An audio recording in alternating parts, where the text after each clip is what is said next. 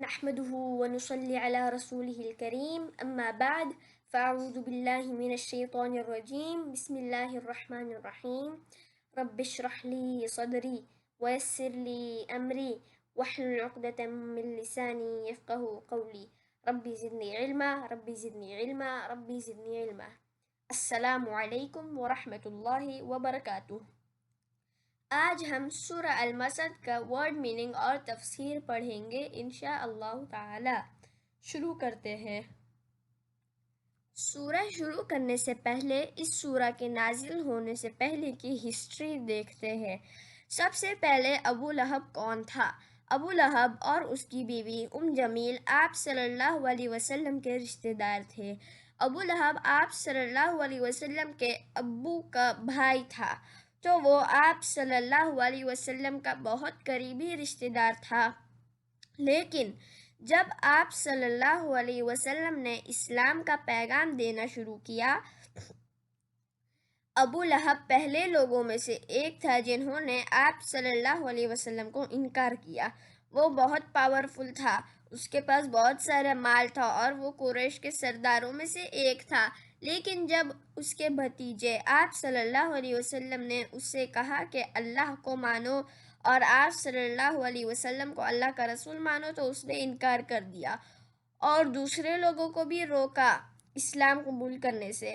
اور اس نے کیا کیا؟ آپ صلی اللہ علیہ وسلم کو ابو لہب اور اس کی بیوی آپ صلی اللہ علیہ وسلم کے گھر کے باہر کچرا ڈالا کرتے تھے۔ وہ کانٹے اور لکڑیں اور دوسرا کچرا ڈالا کرتے تھے۔ اتنا ہی نہیں بلکہ وہ آپ صلی اللہ علیہ وسلم پر پتھر بھی پھینکا کرتا تھا اور مسلمانوں پر ظلم کرا کرتا تھا۔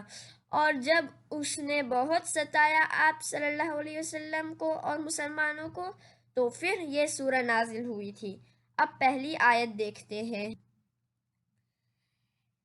تبت یدا ابی لہب وتب، ہاتھ ابو لہب کے برباد ہو اور وہ خود برباد ہو چکا ہے۔ یہ ایک ہی سورہ ہے جو اسلام کے دشمن کو نام کے ساتھ بتاتا ہے۔ اللہ نے اس آیت میں فرمایا ہے کہ ابو لہب کے ہاتھ ٹوٹ جائے۔ کیوں؟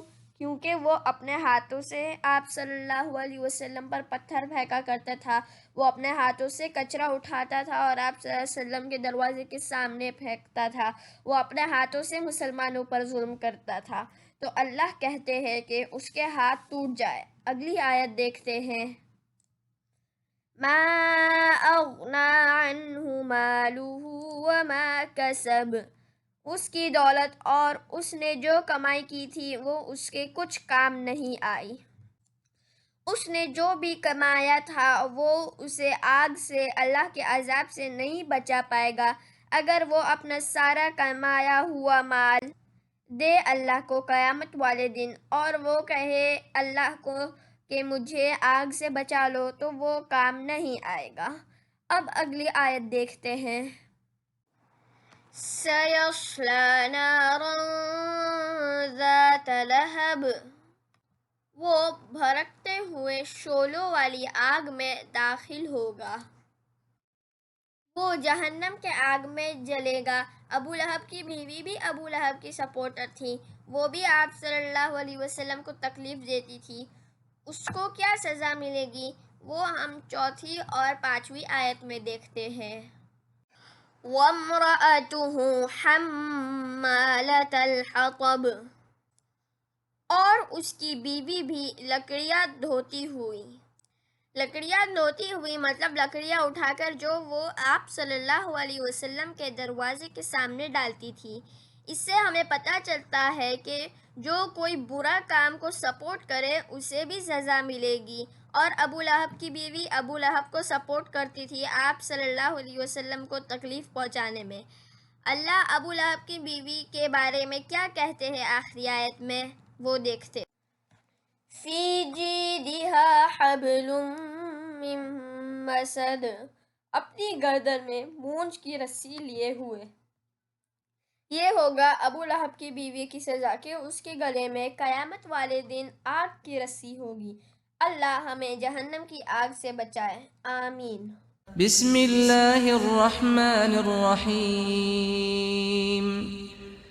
تبت يدا أبي لهب وتب ما أغنى عنه ماله وما كسب سيصلى نارا ذات لهب وامرأته حمالة الحطب في جيدها حبل من مسد